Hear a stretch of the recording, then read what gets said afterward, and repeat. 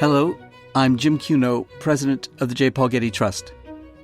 Welcome to Art and Ideas, a podcast in which I speak to artists, conservators, authors, and scholars about their work. He often said that this was a garden not for the visitors. He was happy if the visitors enjoyed it. It was a garden for the people who worked here, who every single day would see the slight changes and would have a seasonal experience. In this episode, I walked through the Robert Irwin designed Getty Central Garden with author Lawrence Weschler, Getty's head of grounds and gardens Brian Houck, and Getty horticulturalist Jackie Floor.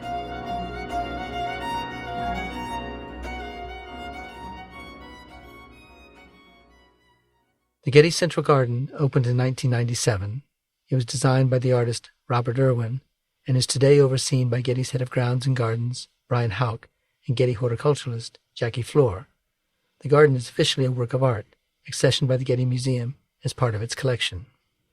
On the 5th anniversary of the garden, in 2002, Getty published an engaging and informed series of conversations between its designer, Bob Irwin, and the author, Lawrence Weschler. 19 years later, on the eve of the garden's 25th anniversary, I spoke with Ren Weschler about the original intentions of Bob Irwin, and then with Brian Houck and Jackie Floor about the garden's life and maintenance. Weschler's 2002 book, Robert Irwin, Getty Garden, was revised and released last summer by Getty Publications. Okay, thanks for joining me on this podcast, Bren. Thank you. Now, this podcast episode was provoked by the publication of the new edition of your 2002 book of interviews with the artist of the great Getty Garden, Bob Irwin. Take us back to the conception of the garden. It wasn't the idea of the Getty's architect, Richard Meyer, I know. How then was Bob Irwin chosen to design the garden? Well, the story, as you know, is that Richard Meyer was chosen, and his conception for people who have been up here of the space that we're looking down on right now was a series of basically cement and marble terraces all the way down. Did Richard Meyer want the garden to be something that one looked at or one experienced? For Richard Meyer, there wasn't even a garden. It was a cement series of plazas, and he would have said that it was all tied into the whole conception of the entire building. He just wanted it incredibly straight, angular, white, which was a problem because it was glaringly blinding. And the people on the board were saying, wait, this is out of control, and there really isn't a garden. Well, now tell me about the choice of Bob Irwin. So I understand that he had got a MacArthur grant and he was a well-known conceptual artist, shall we say, at the time. So what made him be chosen to do a garden? Had he done gardens before? He had never done gardens before. And in fact, more to the point, he had reached point zero in his work, which was he had stopped making permanent art altogether. Going back and looking at Robert Irwin, he was an artist who had, over a period of 20 years, kind of dismantled the act of making art. He had gotten rid of figure and was doing abstract work. There was just lines for a while, 2 lines on a canvas. He would have seemingly empty rooms that he had very subtly aligned. He gave up his studio, and at the time that my first edition of my book, Seeing is Forgetting, The Name of the Thing One Sees, came out, he had basically achieved a point where, in fact, at the Venice Biennale, he had just put a square of string on the ground, and so for him to come out the other side with what at the time was the biggest art commission anybody ever seen was a huge thing, and it was a huge gamble on the part of the Getty people, but it was exactly the kind of thing he was interested. He was interested in exactly how, a tuft of grass played against bougainvillea, played against structures, marble.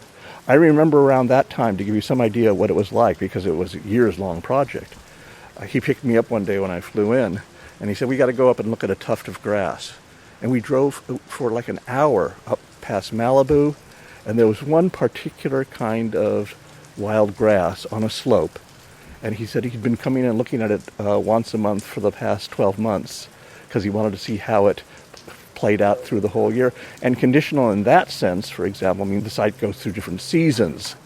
Your book begins with statements by Bob titled A Conditional Art, and you just talked about the conditions of conditional art. What did he mean by that? He was trying to distinguish himself from a thing that was going on at that point called site-specific art, and something he had done before, where you don't know what you're going to do when you show up, and then you spend time, you think about what you're going to do, and then you place a wager on a particular notion. and that is specific to that site. But I think when he talked about conditioned, it was even more phenomenological. It was more embodied. It was the wind blowing through. And so for in terms of here, for example, what's conditional about this situation? Every single thing he comes up with affects everything else he's going to do. But at a certain point, he came up with the notion that he would recreate the original contours of this canyon here, where there was a stream going through. He wanted to recreate what this had once been. Originally, he had an idea that there would be this stream that would be curving, and then there'd be a waterfall down there, and that there'd be paths along the stream going down. And then it turned out that there was a wheelchair requirement. And far from being defeated by that, he said, well, what would it look like if we did exactly the right gradient? And if you want to know what it looks like, it's exactly the gradient of the zigzag going down. That is what determines that gradient, is that it's wheelchair axis. And suddenly, instead of having a path that went right down the stream, it crossed it at several places, and that in turn allowed all kinds of other opportunities. Specifically, you can a little bit in the background hear the water as it enters. At every bridge crossing, he aligned the rocks in a way that it was tuned with a different sound of water. So it's a kind of a rapids at one point and a kind of puddles, and as you walk down, it's very interesting because you can just hear the difference. All these things that are almost subliminal, but that he would say create the experience. That is the experience. The experience is nothing but a series of subliminal things, and he is trying to tune all of them. Color, density, shade, breeze. Now, the Getty Center opened in January of 1997, I Right. think. And so Bob must have planned for the opening for the garden at the same time, but he would have to take into account seasonal changes over the course of the life of the garden. Yeah. So how did he deal with that? Well, interestingly, it opened in winter, basically. And so at one level, he knew that the garden would be down. It wouldn't be very colorful. And by the way, that's an interesting thing about Los Angeles, is that you don't have seasonal gardens in L.A. because everybody says there aren't seasons in L.A. But he made a point of finding flowers that did, in fact, have 4 different seasons. So that when it opened, the general consensus was, what is this? But it was winter. It was meant to be down. One thing, by the way, he often said is that this was a garden not for the visitors. He was happy if the visitors enjoyed it. It was a garden for the people who worked here, who every single day would see the slight changes and would have a seasonal experience. And so you'll see that right now there are certain yellows that are predominant. The bougainvilleas, the reds, are kind of a note of that. The number of things he had going on in his head at each decision was interesting. In any case, it was in fact the case that I don't think the garden was thoroughly appreciated when the Getty opened. Nothing he could do about it, except not care what everybody was saying. And then sure enough, 6 months later, it was really taking off. And then beyond that, it's aged and it's an ongoing work. It's never the same any day, and that's a tribute to the gardeners, who he gives very specific instructions to. In your book, he talks with you about the stream garden planting schemes in terms of painting and painters, like Morandi and Mondrian. Describe these to us, and why, for example, he didn't reference painters of gardens like Van Gogh and Monet, Cézanne, or Matisse. That's a very good example of the kind of thing he was talking about. He would say that a painting is a painting. What it's a painting of, a garden, isn't the point. It is about the interaction of colors and so forth and so on, that the subject matter is the least of it.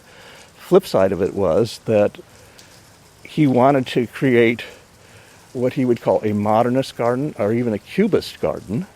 And people said, but it's not cubist. He says it's doing what cubism is trying to do. It was all about figure and ground. Now, in the case of Mondrian, we talked about that because there was an artist who had done a Mondrian garden where they had just taken flowers that were the shapes of colors and made squares of them, and called that a Mondrian garden. And Bob would say that's not the point of Mondrian. It's not that the rectangles and so forth. It has to do with a certain kind of a step further with how things are interacting with each other and so forth. And he then would talk about Morandi. Morandi is the Italian artist who basically spent his entire life painting bottles and cups and so forth. With very little color. The color was toned down. And what he says, which is very interesting about Morandi, is he says Morandi is the only successful European abstract expressionist, which is a wild claim. But Morandi was doing things about colors, things going back, things coming forward, shadow, shade, and so forth. And he said that if there was an artist that he was drawing on, to some degree, it was Morandi and some of the kinds of interactions that happen here. He said that it was difficult to teach young artists about the edges and surfaces and pieces of paintings. They were only interested in the subject paintings. What did he mean by that? Well, kind of what I was just saying. The interesting thing about him, by the way, is he only taught for about 3 years altogether. He taught at Otis, I think, and then he was for a year and a half at Irvine. And the artists who he taught include Ed Ruscha, Via Selmans, Laddie John Dill, Alexis Smith. Chris Burden was another one of his students.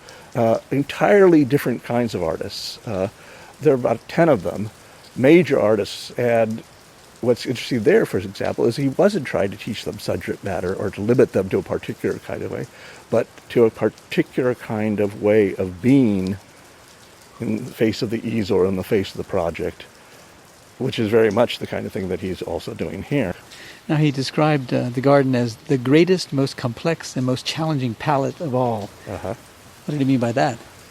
Well, he is somebody who spent a lot of time thinking about what colors, often in a very minimalist way. He would do a yellow painting with 2 yellow lines on it and work on it for, 6 months, at the end of which there was a painting of 2 lines, But it was an incredible kind of education of what yellow does, what lime does, and so forth.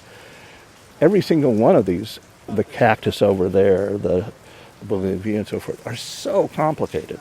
And it's infinitely more complicated than any amount of stuff you can have on your easel. And it was ecstatic for him to be doing that. But he felt, I think he would argue, that the greatest intensity of education of his life took place right here, trying to gather all this. What about his emphasis on what he called the splendor of craft? The work of the woodworker David Frisk, for example, the teak benches that are here, the bronze railings, and what I think of as corten steel, big sheets of steel. He absolutely treasured craftspeople, and he said that all kinds of things that you would never even notice make a huge difference. This goes back, by the way, to his roots in car culture and how they paid attention to the slightest detail of things that you would never see, the bolt and how it was finished inside the inside of a door in a way that you would never see it, and that mattered, and it made all the difference. He came out of that kind of perfectionism, and so for example, here I'm looking at just the railings that you walk. The size of the handhold, as you go down, the incised lamps on the ground, the beautiful lamps that he designed that light the ground, but they don't shine in your face if you're looking down on them. And precisely the teak chairs, which are very complicated if you look at them, the curve and so forth. All that was stuff that he would commission. He would design things, but then he would work with craftsmen on an equal basis. Now, any visitor to the gardens begins their journey from where we're standing at the top of the garden, right, and walking down through the plantings and through the water stream that we can hear in the background, down until we get to the Bougainvillea Plaza, which is the colorful explosion 3/4 of the way down there. He called it an emergency refuge for the whole place. And the Bougainvillea, he said, was the most important sculptural move I made in the whole project. Yeah. Well, and I think he's talking about that as the most important conventionally sculptural. In other words, he had done this whole garden, and people would say, where's the art? Where's the art? And he decided to have one thing that was going to be, okay, well, this is art. This is obviously art. One of the things that's very strange about that Bougainvillea is that he created that design and that flooding over of the red, but suddenly it shows up everywhere. He doesn't get credit for it, but this particular gesture of this outpouring, this outflowing of color was very much something he was doing. Does Bob think of the garden as a sculpture or a painting? He has a phrase, I don't remember, but it's a work of a garden aspiring to be art. So, I mean, he's not that interested in those categories. Interestingly, right now, there was, after he did this, he did a whole series of these gorgeous fluorescent light arrays where he would surround them with theatrical gel that if they were turned off, they looked one color, they were turned on, they looked another. There was incredible subtlety. Sometimes there were 25 gels wrapping around it. That was all about what it looked like to look into a flower and to see it, what the light looked like from different sides. And then recently, he has started doing pieces of that same type, except he doesn't turn them on or turn them off. He leaves out the electricity, but he plays off of the mountings and so forth. And those he calls drawings, because the light, he doesn't turn on the light. That I guess he would think of as more as painting, but if you leave the lights off, they're drawings. I mean, he plays with words. Now, the garden is 25 years old next year. How has it grown on you and has it grown on him? What is he, 92, 93? And so he doesn't get up here much. He lives in San Diego, and he has given it over to the workers now who manage it. But I think it was absolutely the case that for the first 15 years anyway, he was here regularly. When you ask how does it grow, the way it's grown is it's grown. It is getting denser and richer and changing from year to year. And by the way, there is the garden of 2013, which was one garden, and there's the garden of 2018, which was a whole different garden because of, it's almost like wine, depending on whether there was a drought or a hot streak at the end of the season and so forth. It completely changed everything.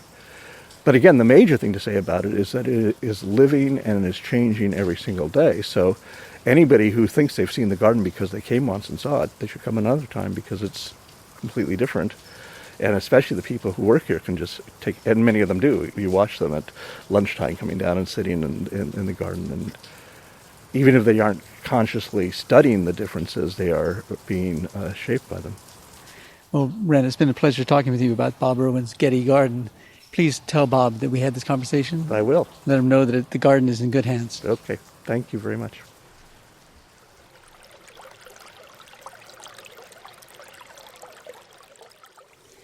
And now I'm standing with Brian Houck, head of the Getty's Gardens and Grounds, and Jackie Floor, horticulturalists, overlooking the Getty Garden designed by the artist Bob Irwin. It's May 26th. I don't know if it's been a late spring, but the garden seems more colorful than usual this time of the year. Thanks for joining me, Brian and Jackie. Now, am I right? Has it been a later spring than usual this year? Well, first of all, thank you for coming out today, Jim. It's a pleasure to be here with you. And you are absolutely right. It's been a cooler spring than normal. We've had a lot of, I guess what we're calling now May gray. It's like June gloom, where the mornings are a marine layer. It's pretty overcast. But more importantly for the plants, our night temperatures haven't warmed up. So the plants are acting a little bit slow to sort of hit their peak this spring. But now, actually, today is starting to feel a little bit warmer and the night temperatures are going up. So you see the plants responding to that. Now, the Getty's been closed for almost a year and a half due to COVID-19. What's been the consequence of that on the garden? Having the garden closed, we decided to have a plan to take advantage of having more time to work without the public here. So it accelerated some of our renovation plans. And we actually probably accomplished what we were intending to accomplish in 2 years in just the one. Tell us about the renovation plans. What do you mean by that? Sure. In gardens, you're constantly replacing things that have worn away through attrition. And plants all have different shelf lives. So if something's overgrown and woody, you would take it out and replace it. In our process, we would do an analysis if the plant was actually appropriate for the area, and if it was correct, we would replace it with the same plant, only younger. Sometimes we found a more appropriate plant to reinforce the design. The ongoing story of a garden is never finished. You're always reassessing because plants wax and wane like everything else in life. They have their season and their time, and then... Now we're at the top of the garden, looking down through the garden to the basin at the bottom. We're starting here because the visitor to the garden starts here, but also because there is water that's streaming down this wall here behind us.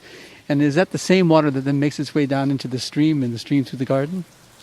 It certainly appears that way. Now, technically that may not be true because each of the individual fountain features have their own recycled water. So the amphora here at the beginning recycles back up to the plaza with the runnel fountain, And then the stream here, which is sort of the beginning of the zigzag path where people walk down and start having a real garden experience, that water recycles amongst itself. Yeah. Let's begin to descend down through the garden and tell us about the trees that we're walking through. Oh, sure.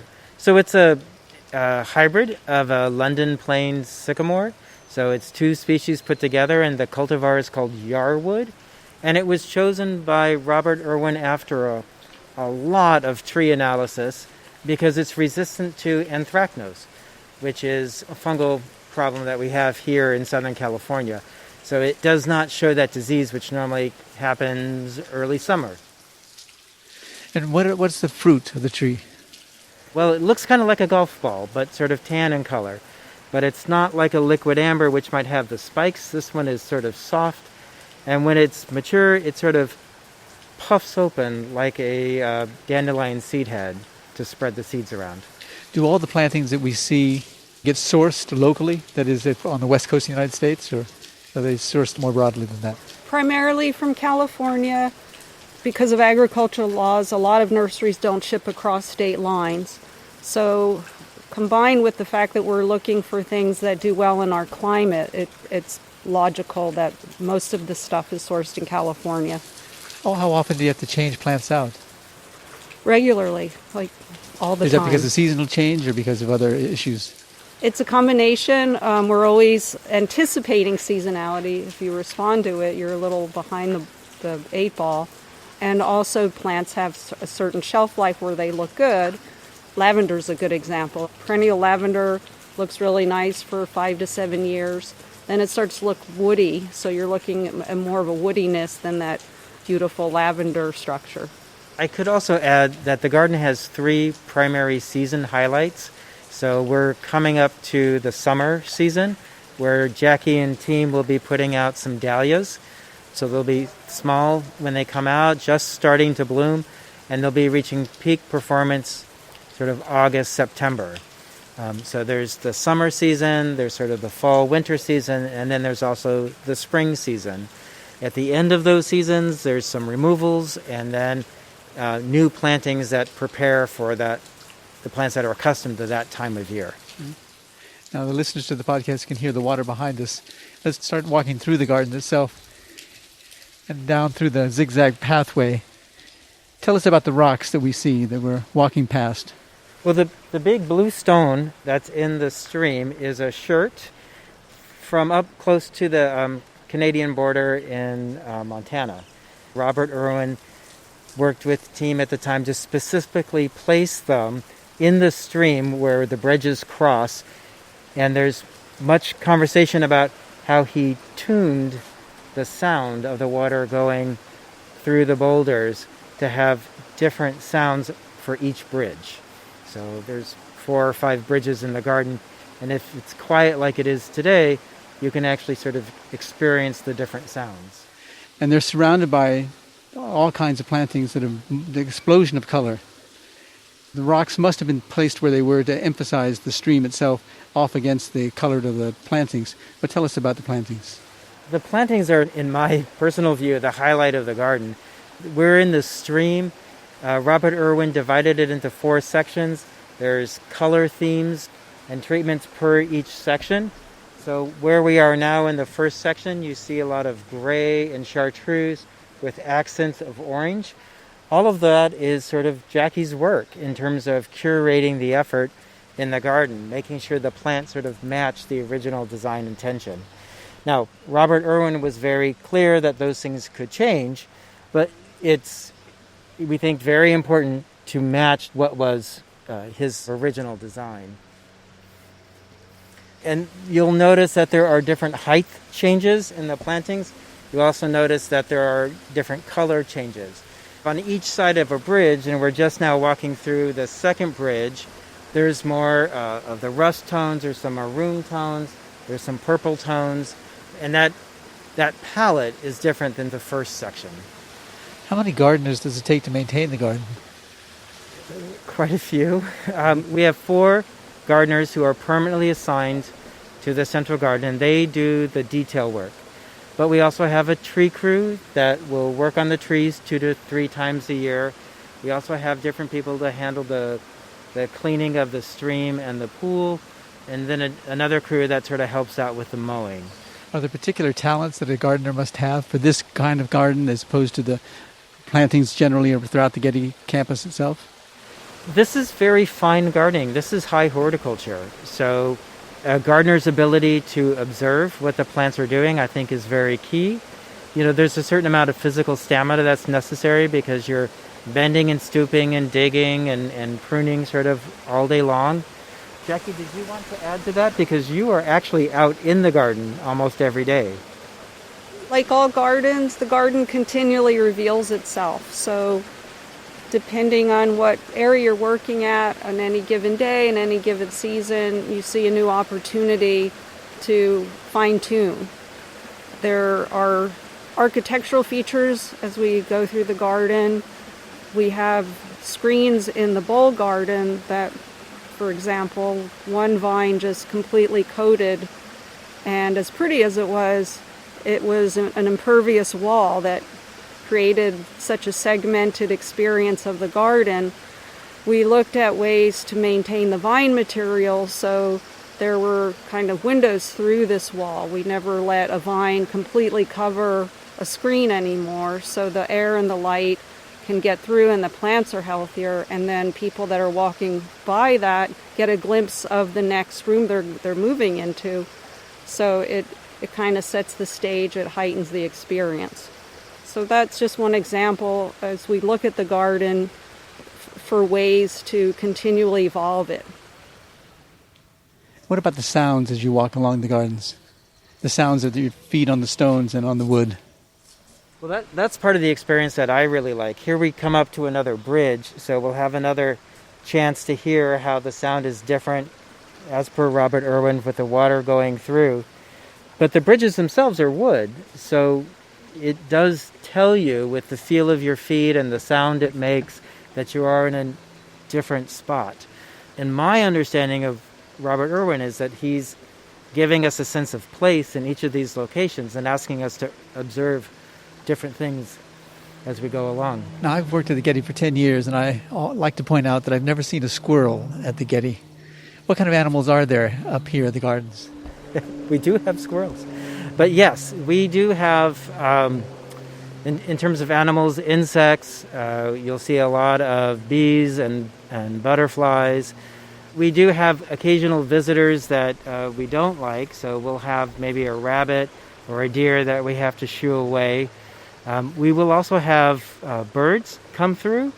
Jackie, you're pretty good with birds. What do you see regularly? I'm an amateur birder at best. I regularly see spotted towhees and phoebes and yellow-rumped warblers and most of the denizen birds that migrate through this area.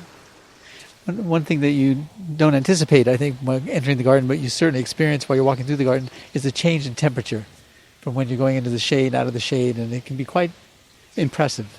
Well, the garden is, it mirrors the original canyon of the landscape that was here before the Getty Center was built. And we have the buildings on either side, so the museum on the east side and the Getty Research Institute on the west side. So you do feel like you're in a canyon here. So we get the shade from the buildings, and then we get the shade from the sycamore trees, and you are going in and out of the shade through the zigzag path. Where do people most gather in the garden? They like to gather very much around the bougainvillea arbors we're coming up to, which are one of the largest architectural features in the garden, and they provide a lot of shade, and there's a lot of chairs there. It's the transition between the stream and the bowl, and you have your first glimpse of the bowl garden, so it's definitely a hub people gather at. I know outside the pathway along the lawns, you see families gathered on the lawns, resting in the middle of the day, in the afternoon when they come for a visit. Guests are welcome to picnic. They can bring their own food. You might have to sit with some school kids who are rolling down the grass. That's quite a common activity when they're back. So we're approaching the bottom of the zigzag pathway. There's a poetic inscription carved here into two stones. Ever present, never twice the same. Ever changing, never less than whole. December, Robert Irwin. Wonder how many people noticed this carving. We're in process of having it re-engraved because so many people have walked over it. The engraving's worn down a little, so it's not as noticeable. The garden always provides opportunities to stop and consider, so this is a stopping point. It's the transition between the stream garden and the bowl garden. And the sentiment behind the inscription resonates with any garden. Bob intuitively understood that a garden always changes.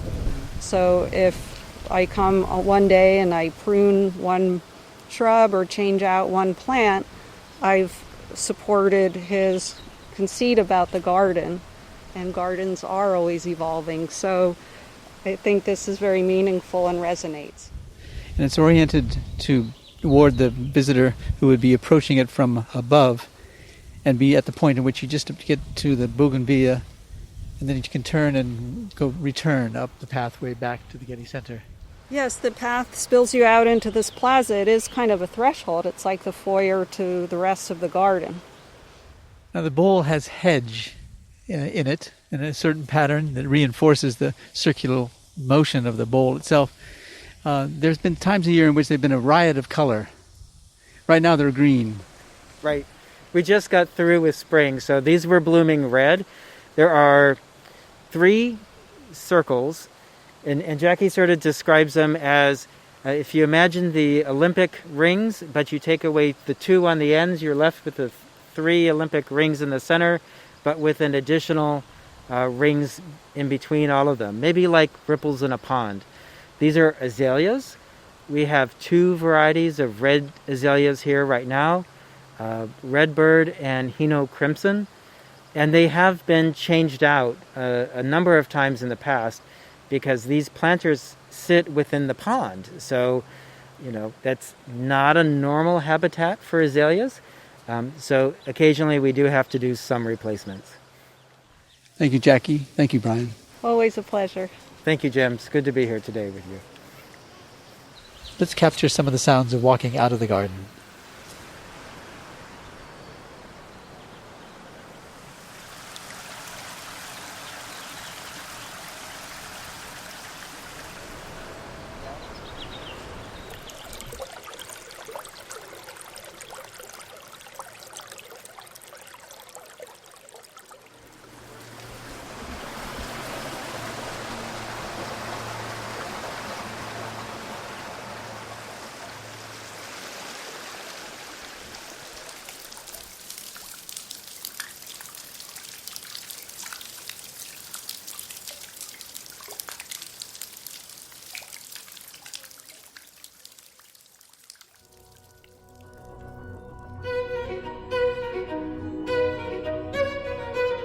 This episode was produced by Zoe Goldman, with audio production by Gideon Brower and mixing by Mike Dodge Weisskopf.